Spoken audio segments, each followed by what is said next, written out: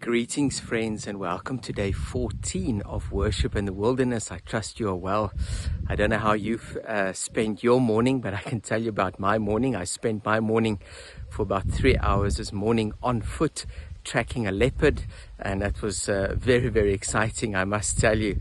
And I hope you've noticed, but I thought I'll go with the theme and stick with the theme of wilderness. And so I feel a little bit like John the Baptist in the wilderness, growing a beard, and so it's looking a bit wild. Friends, your text for today is from Colossians 1 verse 10. So that we might live a life worthy of Christ Jesus. In the context of wilderness. Why? So that we might live a life worthy.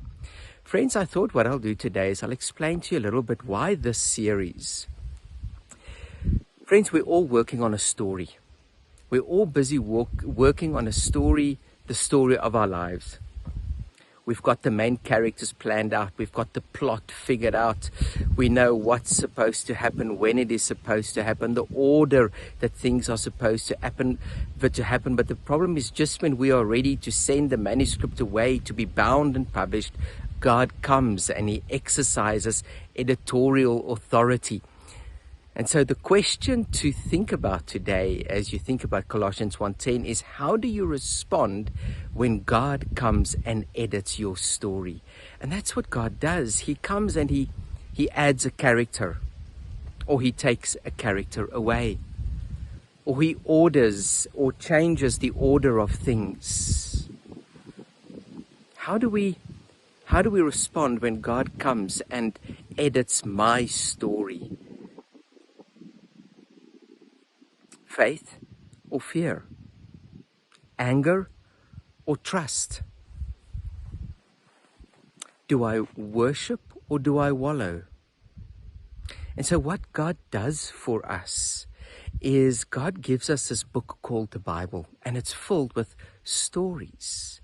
Stories for you and me to help us grow and understand. So for example, if you struggle with guilt, well, God says, meet this character. Here's the story of the disciple Peter.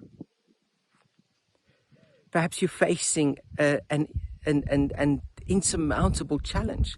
God says, well, meet this character called David and Goliath. And so what I'm doing in the sermon series is I'm taking different characters from the Old Testament, looking at their stories and how God has edited their stories and how they have responded so that they might live to the glory of God. And often these stories involve wilderness because, let's be honest, if we were the only ones writing our own story, there would never be any wilderness. How do you respond when God edits your story? And I hope you've noticed as you've watched this video that there are some elephants in the background. Enjoy. God bless you. Have a great day.